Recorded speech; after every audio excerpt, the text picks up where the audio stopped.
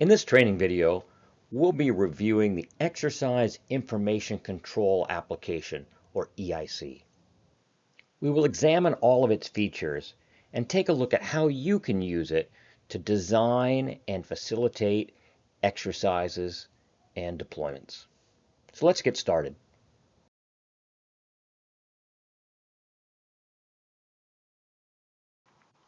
EIC is an application to design and facilitate tabletop exercises and deployment drills.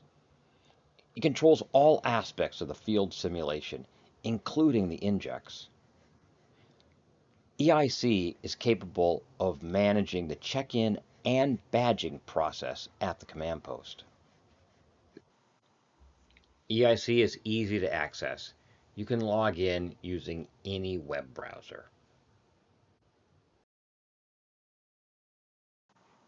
To log in, launch your web browser and paste the URL into the address bar. Use the username GMS and the password GMS to log in. It'll launch the application and bring you to the events page.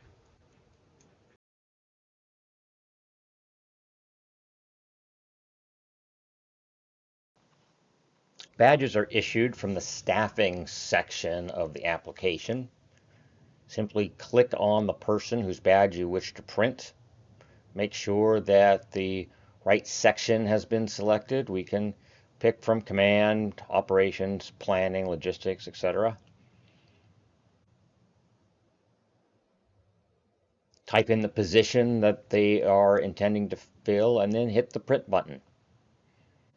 The badges print on 4x6 photo paper. The idea is that you fold this in half, and when you put it into the badge ID envelope, it's correct on both sides.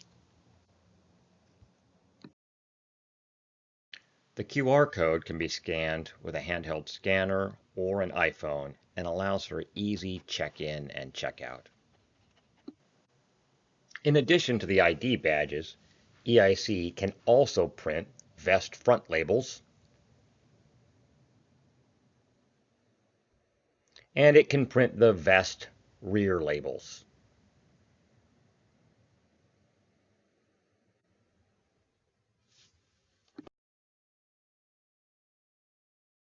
During the design phase, EIC manages the action tracker, has a design log, manages the staffing as previously shown, and stores critical documents for the exercise.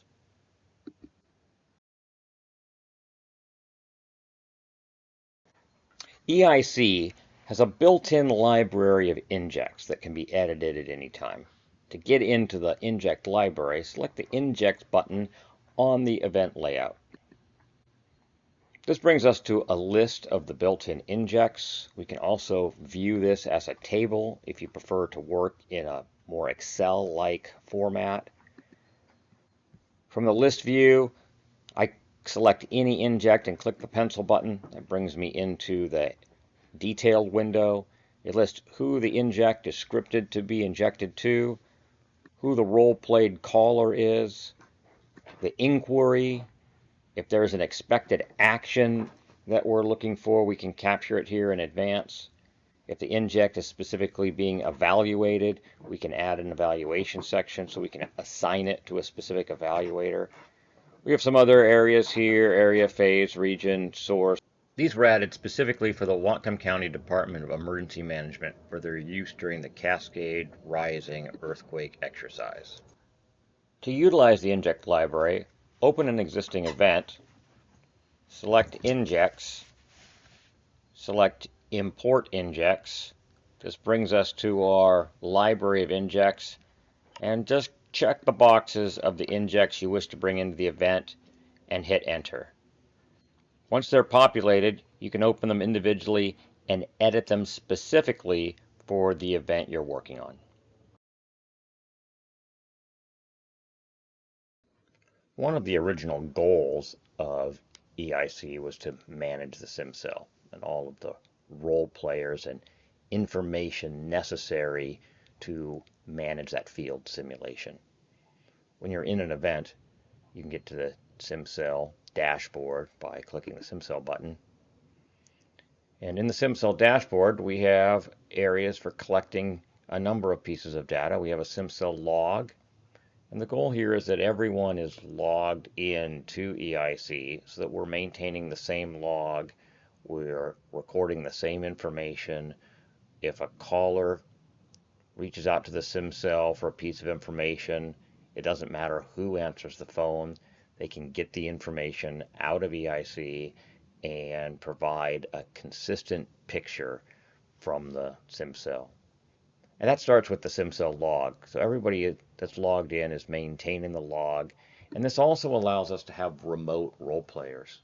There's no reason that with a drill in Hawaii, I can't have someone doing injects and managing some portion of the SimCell from Florida or New Jersey or California. We're all maintaining the log. You can all go back and look at the log at any time. We're capturing our air monitoring readings. Really important that these be consistent. If you've put in a longitude and a latitude, the automatic mapping will capture that.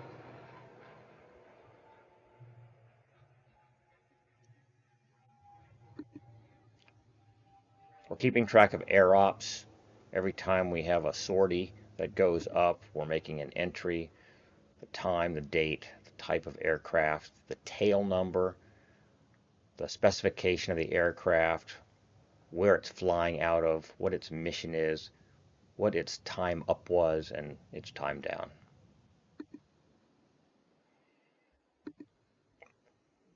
We have a specific section set aside for event facts. If some significant fact happens, for instance, we've controlled the source of the release, or the release has started back up again, or the fire is out, the fire has reflashed, we would capture it here in facts. Safety is really about capturing injuries or significant safety events that are being injected into the command post. Here we have an inject where a responder amputated a finger in the field. Tactics are boom deployments, on-water recovery, dispersant application, in-situ burning. Wherever we're encountering the oil, we're capturing tactics so that we can keep track of the amount of boom that's in the field, keep track of when a particular tactic was started and when it's finished.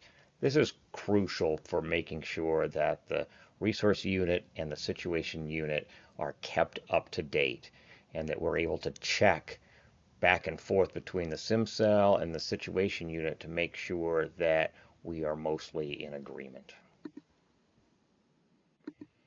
Weather, these are observations that are coming in from the field. So if someone calls into the SimCell and they're asking for what the current weather observation is, we can come in here and pick the appropriate time and then read off the current weather observation. So anyone who takes a phone call in the SimCell can give out that information. We populate it all in advance. Wildlife is for wildlife observations in the field. Here we have an observation of a black-footed albatross. You can include a picture. Tells us where it was located, who did the reporting, what the data source was. And by data source, we mean, how credible are they? Is this a biologist doing an aerial survey? Is it a biologist on a vessel? Is it a biologist doing a ground survey? Is it a sighting by a non-biologist responder in the field? Or is this a sighting that was called in from the public? Depending on who the source is, it becomes more or less credible. How many animals were there? What is their direction of travel? Are they stationary? Are they traveling north? What was their status? Were they observed? Were they captured? Are they cleaned? Were they released? So we can follow the animals through the course of the exercise. And lastly, were they oiled or not? Vessel information is a separate log if we're role-playing a vessel. If we've got a tank vessel that's gone aground, we might have a vessel captain or mate who's in the SimCell, who's role-playing the actions being taken by the vessel. we capture that in a separate log. And then we have a location for maps. And maps are great because we can display them in the SimCell as our own common operating picture. I generally have this screen up full size in the command post, either with a projector or a television, and we can go back and pick a different map depending on what our situation is. So here we have a trajectory that was developed for the exercise, and I can put that up on the screen so that it's being displayed. Whatever is appropriate at the time. So EIC allows us to manage all the data of the SimCell, keep our story straight, utilize role players who aren't necessarily located at the site of the exercise, and really develop a lot of value.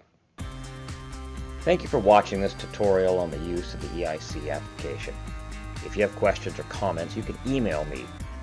The email address is dsmiley@chgms.com.